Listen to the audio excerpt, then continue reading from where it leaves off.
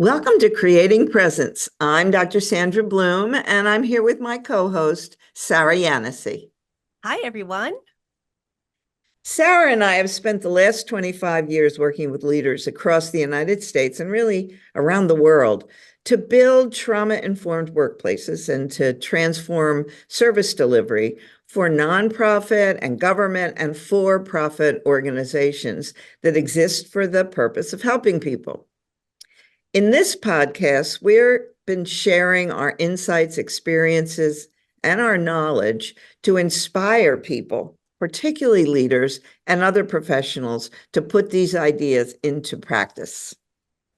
Today, we're going to talk about managing complexity and share some ideas and skills that we use in creating presence to help organizations do that. But we'll start by talking about what we mean by complexity and some of the risks of oversimplification and why managing complexity can be so complex in organizations by looking at the science. Yeah, talking about complexity can really put people off because the science of all of it is, well, really complex. And so we talk about things or words like self-organization and emergence and chaos theory. But really, everybody listening to this knows a lot more about complexity than they actually know that they know, because it's really about how living systems change all the time.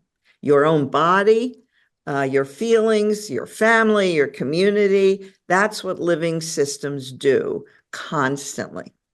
So, complexity explains why simple solutions to complex problems almost never work, because often our so-called simple solutions don't take into account the way that living systems work. Right. Like, for example, one seemingly simple solution that many people resort to, that we've all heard at some point from our parents, is just do what I tell you to do, right? Except the issue is most human beings will not do what they're told to do most of the time. Or even if they do it, all kinds of stuff happens. So might be filled with rage, and that can lead to all kinds of problems. So nothing when it comes to human beings is all that simple.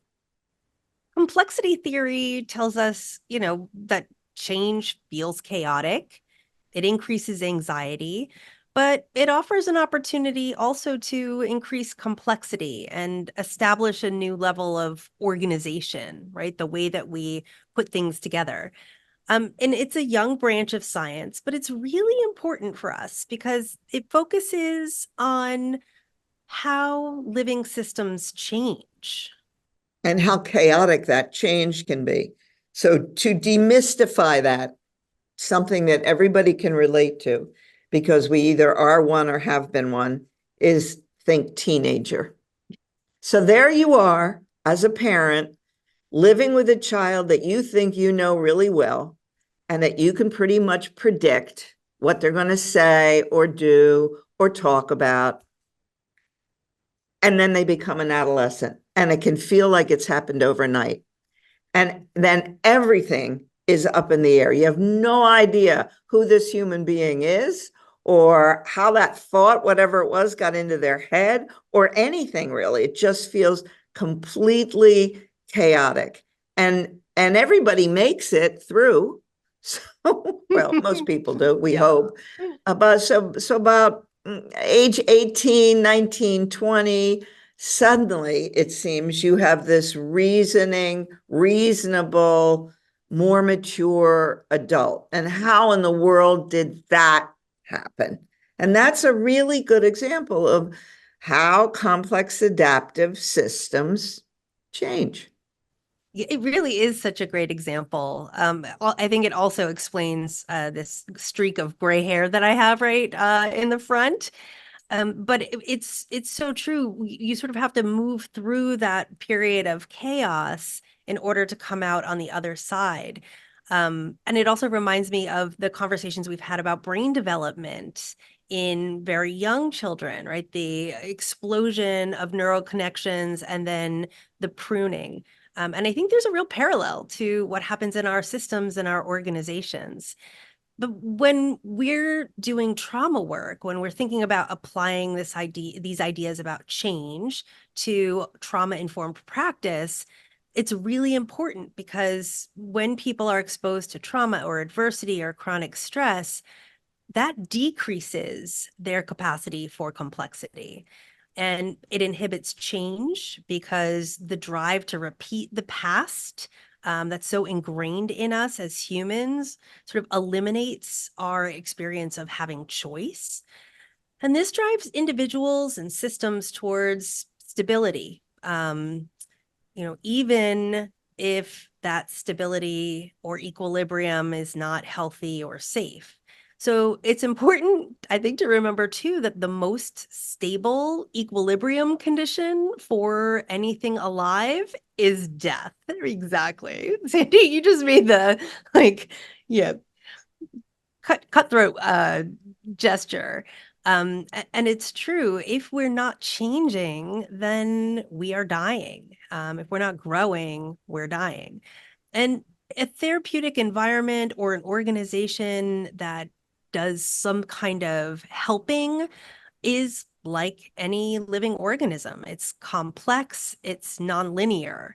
And a nonlinear system means that really in simple terms, you can't just use simple addition, like adding up all of the component parts and, that equals the outcome. It's really very different for living systems. They're more than just the sum of their parts. Yeah, they're all interconnected and interactive and interdependent. And in a complex adaptive system like a person or an organization, everything is impacting everything and everyone else. And so everybody is constantly adapting to whatever changing conditions exist. And this happens via what are called feedback loops.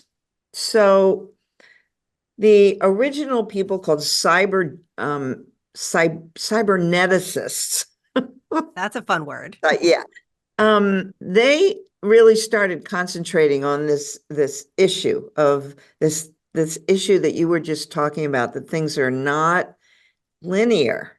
You can't just keep adding on new things and think you're going to get a new result. So they started working with the notion of feedback loops and neural networks, and that they started really working on the mathematics of all this, which is way beyond me. But the real breakthrough came a few decades later, in the 1960s and 70s, with the real formulation of complexity theory that's technically known as nonlinear dynamics. But they could only go so far because they were really limited in the human brain power. So in order to take these ideas and the science of this further, they needed the development of powerful high-speed computers. So it was really during the 1980s and 1990s that complexity theory started really generating a lot of excitement in the scientific community, and especially important for us, for the work we do, for biology, and for our organization. So systems thinking and this idea that I've called biodynamic is it's the organic conception of life, as we understand it. And this became of more and more theoretical interest. And then more and more, as we're trying to do, apply practical concerns. What does it mean from a practical concern? Because the mathematical language, as I said, is way beyond us, right? But what it really means in terms of feedback loops, and adaptation and the need for change are all part of this issue of complexity theory. Yeah, I'm thinking about, how interesting it is to apply math to the work of psychology. I don't do math, but I do love spreadsheets and I love organizing things. And the idea of complexity theory as part of our model has been really appealing. Because it helps us understand these phenomena that have really felt elusive to leaders. Like, why does this keep happening? And why, even though we did this to make this shift, like we're not seeing the result that we expected or wanted. So this branch of science, which is really young, right? The 80s and 90s is when it developed.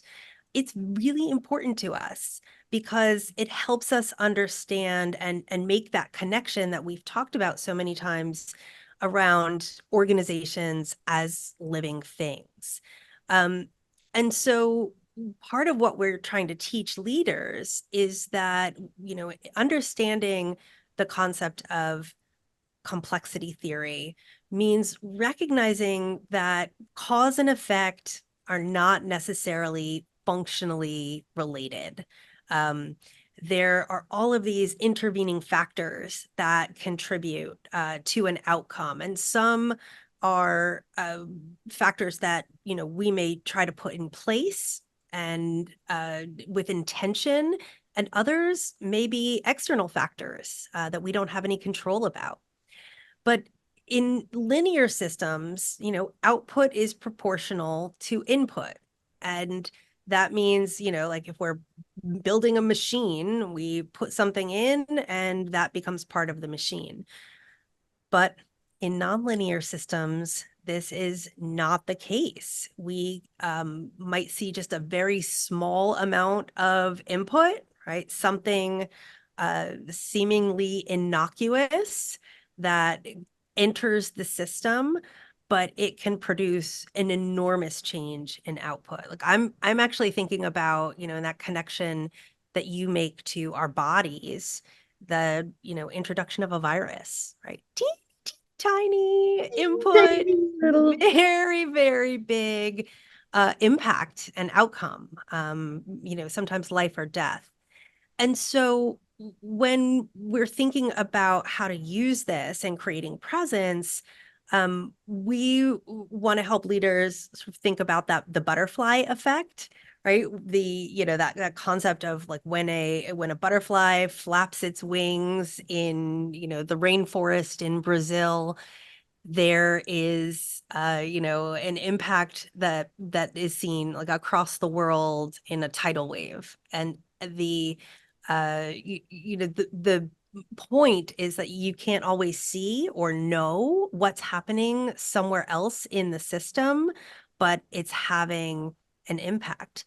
And so for us, when we're doing coaching, it's really helpful to help leaders think about finding those opportunities to be the change agent, or kind of create the initiation of a tipping point. And so we're helping leaders look for leverage points.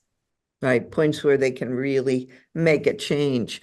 We came across a cool book by Yves Moreau, and it's about 6 simple rules for managing complexity that Sarah and I thought were extremely relevant to this subject. And what you were just pointing at in terms of leaders really looking for leverage points means you really have to know what your people are doing, not what their job description is, what they're really doing. What you can see that coming out in the way the organization is performing, but not understanding what people are really doing, where the barriers are, what the problems are for them. It really helps explain why managers often embark on these performance improvement initiatives, but don't really have a clue what is actually going on and where the problem really lies. Because as you said, the problem may actually lie in an interconnected, distant part of the organization. Yeah. The second rule is to reinforce and support integrators. And I love this term. An integrator is an individual or a unit, a team that fosters cooperation for the company's benefit. And given that cooperation is central to addressing complexity, organizational complexity, integrators play a really critical role in the organization. And so we want to encourage leaders to think about who those people are or who those programs or departments are that are operating in a way that really helps the bigger whole. Because those people are usually the people that get most neglected, overlooked, right? It's the fierce competitors that are seen as, the ones who hold the most power. But actually, in a complex adaptive system, the people who are coordinating and integrating are really important, particularly with the third rule, that you want to increase the total quantity of power. So the more an organization needs cooperation to address these complex problems that are presenting, the more power you need to have in the organization. But I don't mean, in this sense, power from position or individual skills or authority. It really derives from the possibility for one person to make a difference on issues that matter to somebody else. So it's that looking at those integrators, the connectors, what's going on there? How does that give us more power? Yeah. And I think we often think of power as a zero-sum game without thinking about expanding the pie, but we can create opportunities for more power and power sharing in all sorts of ways. But on the flip side, right, the rule number 4 is increasing reciprocity, right? So really thinking about balancing what we typically think about as using power, which is often through competitive, power grabbing strategies, to really seeing the power of reciprocity, recognizing the people who are participating in power sharing and really kind of recognizing the importance of having mutual interest in cooperation, like really putting cooperation as a value, as a goal. The fifth rule related to that is extending the shadow of the future. So this is an indicator of the importance that what happens tomorrow is a result of what we do today. And this is potentially the biggest fault in our culture right now, is that we don't do any of this.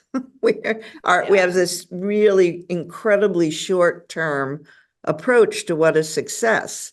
But if the success now is actually leading to millions of children who are the future being hurt or impaired or negatively impacted by what's going on, then we're not really paying attention to this shadow of the future. So if we extend the shadow of the future, you have a more distant horizon, the point at which our present behavior will eventually reveal its consequences, then becomes much more important and really evident to us now, because we can only use our imagination to see it. So to extend the shadow of the future, you have to create feedback loops that make people feel the consequences of how they deal with multiple performance requirements sooner, more frequently, and for longer periods of time. So it might, for example, in a mental health organization, loading up a kid with drugs may in the short term calm things down, but we've got to be thinking about, but what are the longer term consequences for this child? Is the child actually learning? What are they learning? And is that what we want them to learn as we think about that shadow of the future? It's especially hard too when people are experiencing chronic stress to think about the future, because we know one of the symptoms of trauma exposure is a foreshortened sense of the future and sort of paralysis, getting either stuck in the past or stuck in the present. And so that can be really hard. But the sixth rule can really help mitigate some of that too. And that is to reward people who cooperate. And when I think about what that looks like, I think it often means promoting people or hiring people into leadership positions who are cooperators. And that's not often what we do. Our corporate culture in the US and many other countries, we hire people who are super competitive and kind of put themselves first. And that can really be a detriment to the functioning of an organization. I would say all organizations, but particularly those that exist for the purpose of helping people. One of the ways that complexity comes up in our work with sites who are using creating presence is when there's an organizational trauma, like a death of somebody that they serve, a staff injury, or what I see more frequently, a program closing, like funding disappears. And those situations can create real vulnerability for oversimplification. So in our coaching, we really try to help leaders focus on working through what we call the tasks of loss and recognizing and managing their own emotional responses.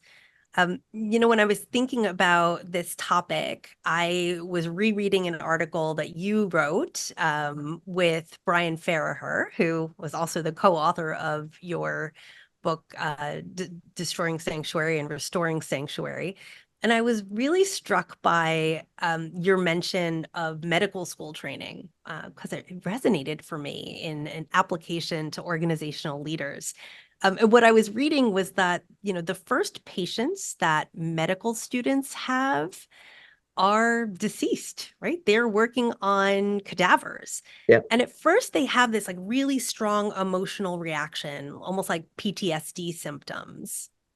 But Yeah, I don't know if it's still this way for medical students, but when I was going to medical school in the 1970s, that's how we started learning about medicine, by learning about basic anatomy. And the way you did that was to dissect somebody's body. And there were four of us to each body.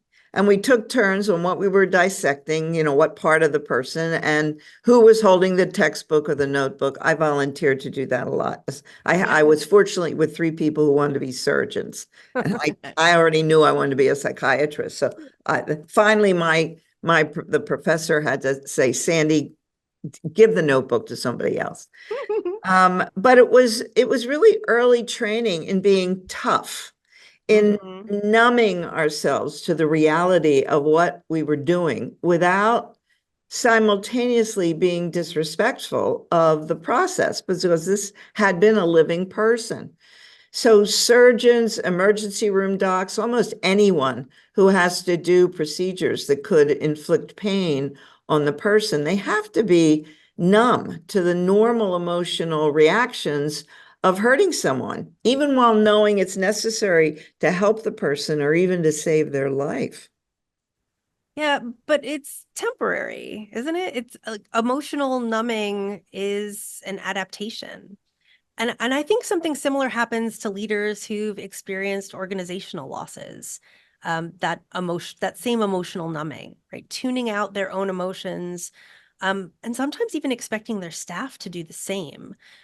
The work that we do as leaders and as staff in helping organizations is emotional labor. And the higher level of complexity in an organization, the greater need we have for emotional labor by the leaders and the staff. So it's really dangerous when that emotional numbing happens.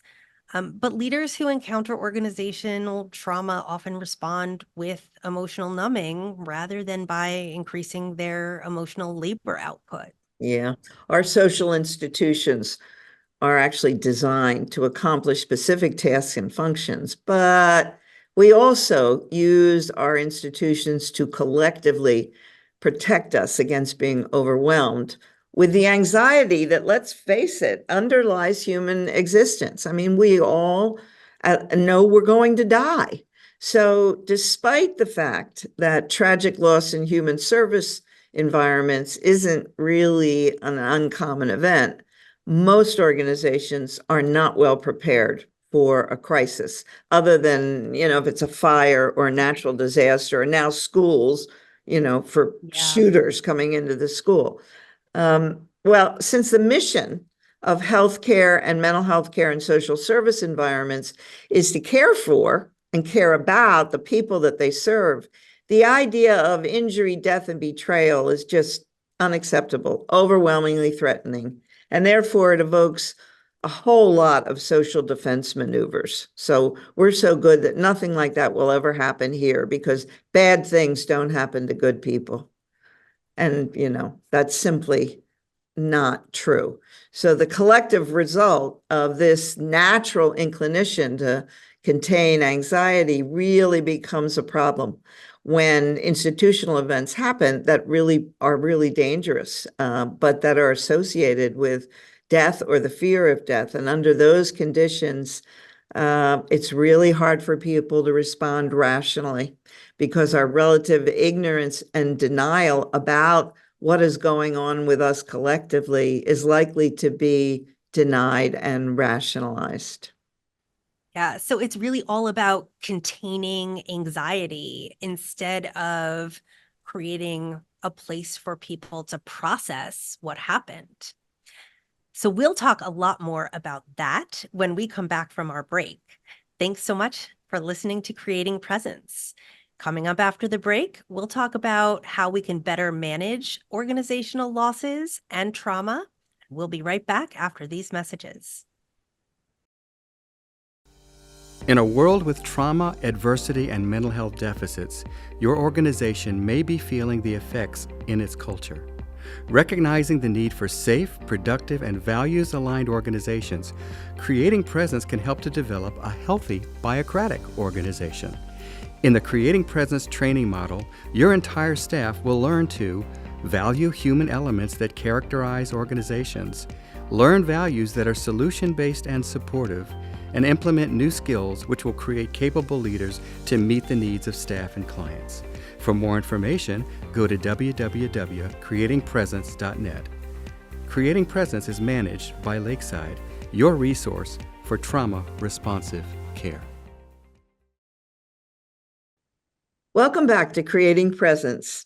I'm Dr. Sandra Bloom, and I'm here with my co-host, Sarah Yanosy, and we've been talking about organizational loss and the vulnerability to emotional numbing and all kinds of trauma that organizations that interferes with their ability to deal with complexity. So let's talk about what we do, what it's like in organizations, and then what we do in Creating Presence to help leaders better manage complexity, organizational loss, support emotional labor in leaders, and attend to the tasks of loss. What I see is that in organizations under stress, the emotional workload is acutely intensified. And if they're under chronic stress, which most organizations are, the emotional workload can feel really overwhelming. And healthy functioning gets sacrificed in the process of that. When there's an emergency, we sort of go into fight or flight mode, and we're kind of looking at stopping the bleeding, to use a medical example, instead of really thinking about what actually helps, which is emotional attunement. And organizations under stress show the same kinds of symptoms as stressed individuals, right? We've talked about that in previous podcasts a lot.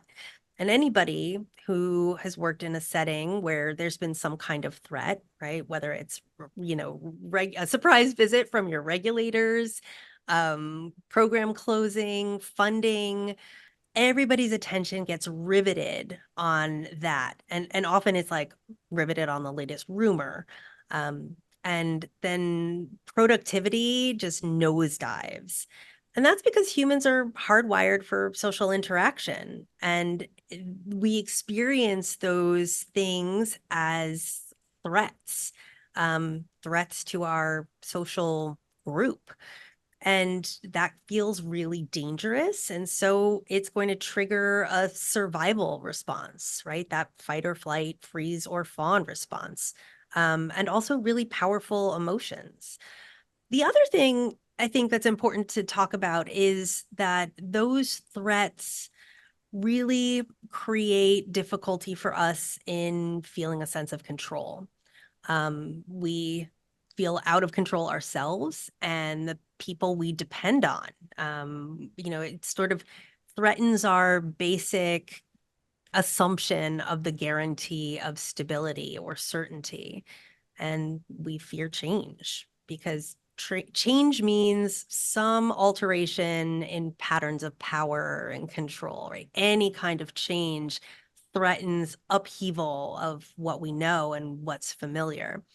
So we adopt specific roles in our relationships with the people we depend on. And anything that challenges that makes us feel out of balance. And so we're going to seek homeostasis. We see lots of conflict in those kinds of scenarios. That can be really unsettling and create some of that, sense of unease. But change can also mean new responsibilities, and what we're accountable for, who we're accountable to. And that can create a fear response as well. Anything that creates uncertainty. Exactly. I think what is most forgotten is that all change means you have to give up something. That's just a kind of basic fact of life. And even really good changes means there's something you can't do because you're doing something else. So we naturally resist giving up what we already know in order to take a risk, finding that there might be something better in the future. So this relationship between loss and change is so important because it means that for every person, every patient, every staff member, every manager, and every organization, there is going to be resistance to change. So unless you understand that, you're not going to be able to help really manage the change process, because any significant change is associated with emotions, and people are going to not want the negative emotions that go along with loss. They're going to avoid it. And often becoming truly trauma informed, which is, what we're trying to do, what creating presence is really about, means that people have to confront unresolved feelings from the past, as well as confronting whatever issues may be happening right in the presence. So these are routine, expectable fears that can be expected when there's any kind of change. But there are other significant meaning level changes that give people reason to fear, particularly trauma-informed change, because under stress, emotional regulation, which is always challenging, becomes even more difficult to manage, and organizations become dysregulated and reactive. Emotion builds up, conflicts increase, tensions mount, problem solving decreases, communication goes down the tube, and interpersonal relationships get disrupted. So if leaders aren't mindful of this, things can go very wrong very fast. And that then profoundly affects the organization's ability to learn and remember and make good decisions. In my coaching, I'm working with a number of organizations, and the coaching process is really about focusing on helping them acquire knowledge and skills and think about their policies and practices. But it's almost always the case that in the process of doing this implementation, something happens. So it's really, it's unpleasant and unnerving for the staff and the leaders, but it also, I think, is such a perfect opportunity to use trauma-informed practice. So, it's a blessing and a curse when these, organizational traumas happen in terms of, really where the rubber meets the road on creating presence. And one of the things that I have seen a bunch of times with our organizations is, out of nowhere, all of a sudden, a grant that they've relied on disappears, or a funding source that they have, kind of baked into their budget is no longer available. And they have to close a program and lay off staff. And that creates so much angst. And, we talk about that as potentially an organizational trauma, but at minimum, an organizational loss. But so it gives us an opportunity to really think about helping leaders manage those losses in a trauma-informed way. And what that means is really attending to what we refer to as the tasks of loss. And I think it's important to recognize that sometimes, in the face of an emergency like this, leaders want to just kind of move past it as quickly as possible. Understandably, because like you were saying, we want to avoid those really uncomfortable, unpleasant emotions that go along with this stuff. And so if we can just kind of like get it done and, move on, that's the ideal scenario. But that is not how living systems work. And it's also not how recovery from trauma or loss works, right? The goal is integration of the experience, not ignoring it, not forgetting about it, but trying to minimize the negative impact while also holding on to what we're learning from it. And most importantly, moving forward, right? Not getting stuck in it. So there are 4 tasks of grieving that we really do some coaching with leaders around. The first is grieving, and that's about acknowledging what's been lost and naming it. I think sometimes when bad things happen, they become undiscussable. And you've talked, Sandy, a lot about like kind of legal ramifications, right? The first thing that happens is the lawyers come in and they're like, confidentiality, we can't talk about this. But that, and there is certainly, an important role of that kind of organizational protection, but not being able to talk about it creates a kind of secrecy that just festers into mistrust. While we're doing that grieving, we want to really maintain coping skills, right? So we're not just putting all the work on hold and, saying like, well, we can't do anything because we're grieving, right? We need to, at the same time that we're coping with the loss, figuring out how to muster our best coping skills to keep going forward. There's also something really important about honoring the uncontrollable nature of loss and trauma and of grief. We also talk a lot about avoiding the desire for revenge. I think we sometimes see people acting out, and we see more conflict and people looking for someone to blame. We want to talk about kind of understanding forgiveness and whether or not that is an important part of the grieving process, and releasing the fantasy of being rescued or having things go back to the way they were. The second task is about pain, and it's allowing the expression of emotional pain and really taking the perspective of moving through the emotion or allowing the emotion to move through you instead of suppressing it. We do this often by using rituals and language, social interactions to help express and also contain our pain reactions, right? So bringing people together is such an important part of this task. The third task of grieving is adjustment.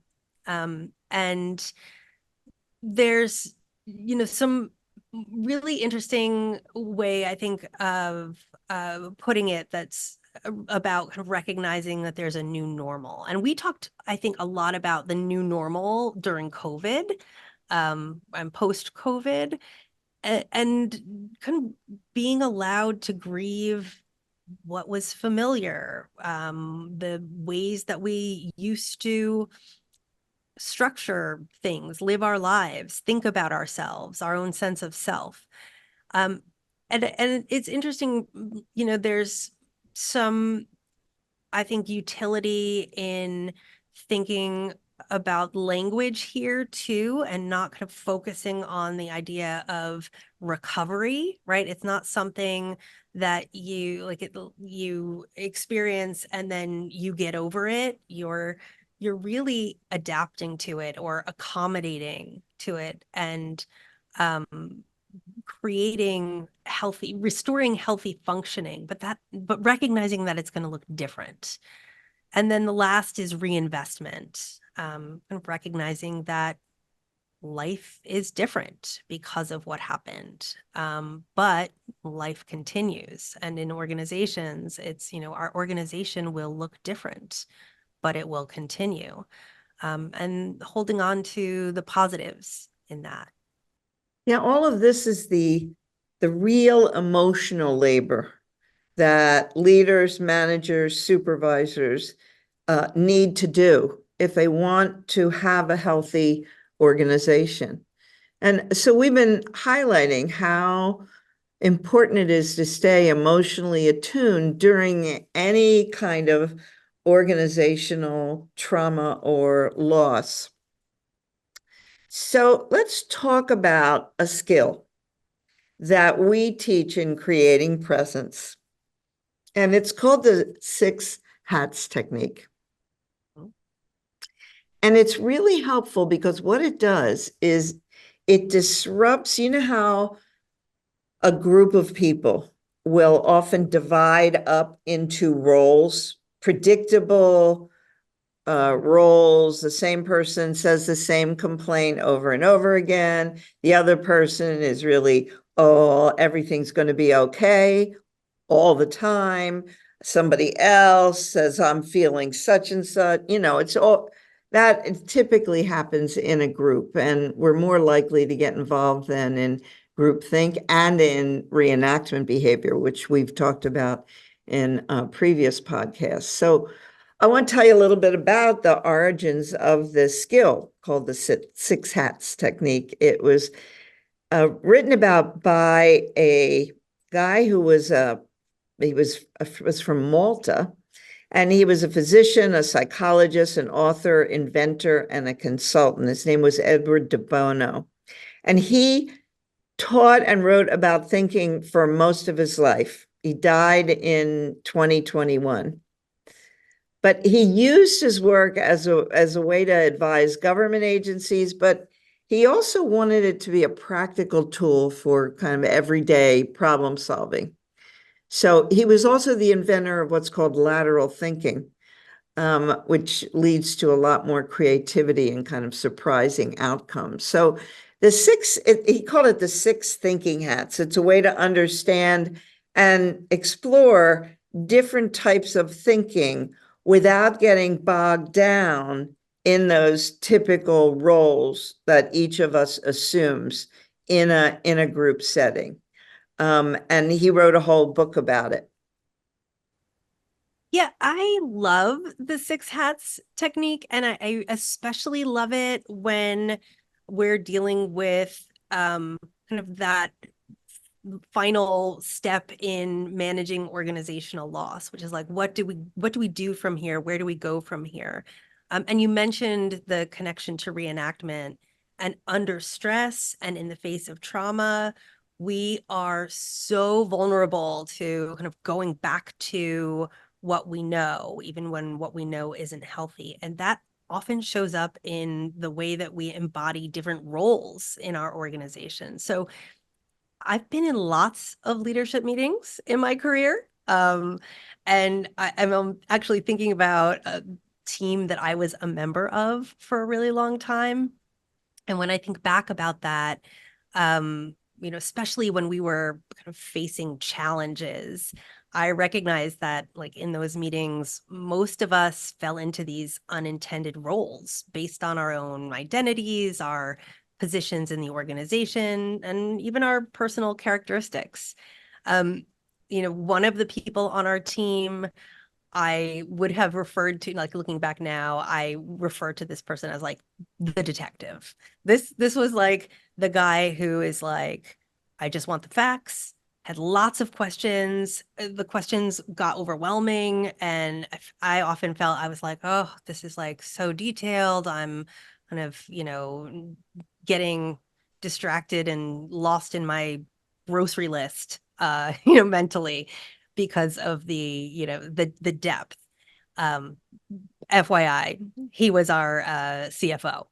Then, there was someone on the team who was, I would refer to as like the therapist, who was kind of constantly checking in, making sure that everybody's okay. Are you okay? Are we okay? Or, is this okay? Surprising, it was not me. It was someone else who was also a clinical director. Then there's the cheerleader. That was me. I'm a little embarrassed to acknowledge that, but I was definitely the cheerleader, and I think it kind of fits with my Mary Poppins persona. This is like the person who sees the good side of everything and is like super enthusiastic about it, willing to try anything. And while I think, because that was me, I think it's great, but I also think there were people who were like, please shut up. You're so annoying. Like you're just, you're too on board with with anything. Like you're not willing to see the problems. Then there was a member of our team who actually referred to himself as the voice of doom. He was our compliance officer. And anytime he opened his mouth, it was to point out a problem or, this is why this can't work, or this is why it'll get us in trouble, or this is why it's going to fail. And this is a super downer. Important role, but, that was his role. And then there was another person on our team who I think of as like played the role of the representative. And this was a woman of color, and often she was the one who would sort of bring in conversations about how the ideas were going to impact diversity, equity, inclusion, and belonging. But I think sometimes, there was an expectation that like that was all she was going to bring to the table. And she had enormous things to contribute, but like this role kind of stuck and she got pigeonholed in that way. And then we had a member of our team who I will call the disengager, who was sort of like not really participating, kind of seemed to check out, was doing his own thing on his phone, didn't really contribute a lot. And around and around and around we would go and, kind of embodying these roles. And at the end, depending on who we felt more allied with, that's sort of whose idea we would gravitate toward. And that didn't always get us to the place that we needed to go to. So I wish we'd had the 6 hats technique back then, because I think it would have helped us break that pattern. So Sandy, let's talk about how it works. Yeah. It's probably not a coincidence that I love detective stories. He called it the 6 thinking hats because he used a hat as a metaphor for 6 different ways of thinking that everybody is able to do. But each of us has a preferred first way.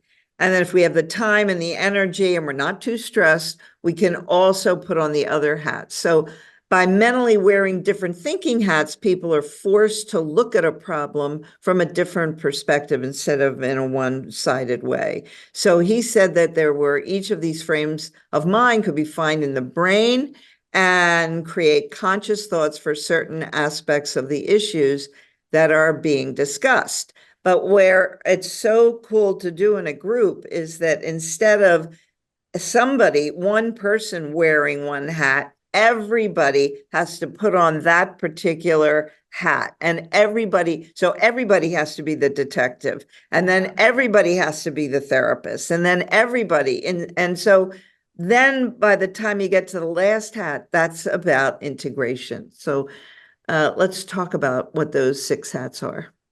Yeah, I think it's important to mention, if you do look on De Bono's website or read the book, which I totally encourage you to do, he wrote it in 1985, and there was not as much consciousness about associations between color and people. So he used a black hat and a white hat.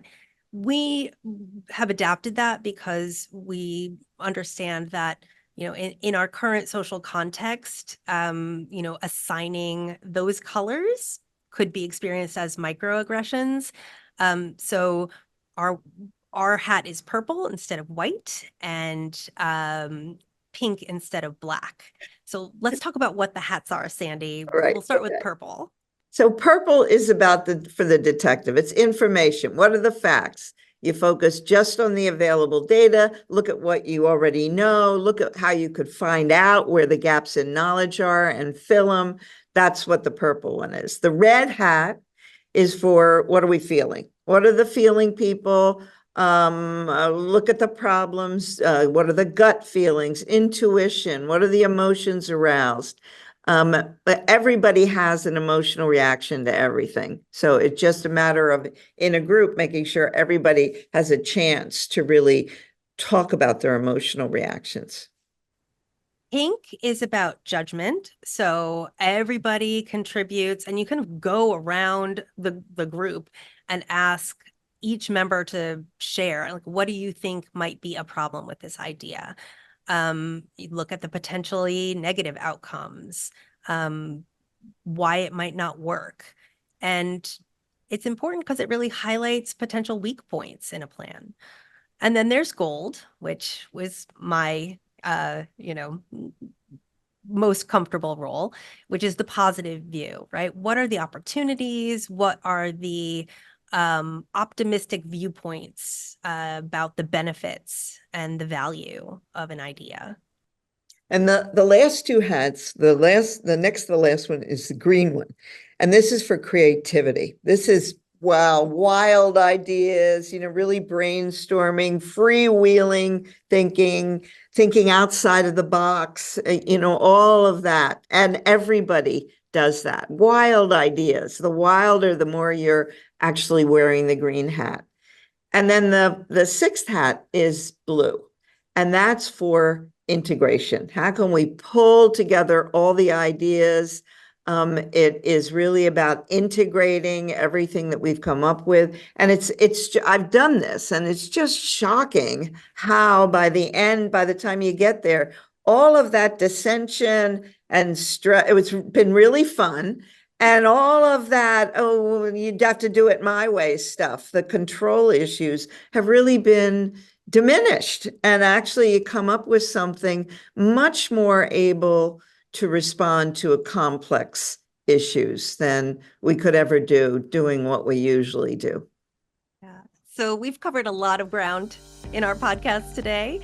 Thanks so much for listening to Creating Presence. Join us next week when Sandy and I will talk more about what it means to lead in a trauma-informed organization. You can reach us at creatingpresence.net or voiceamerica.com. See you next week.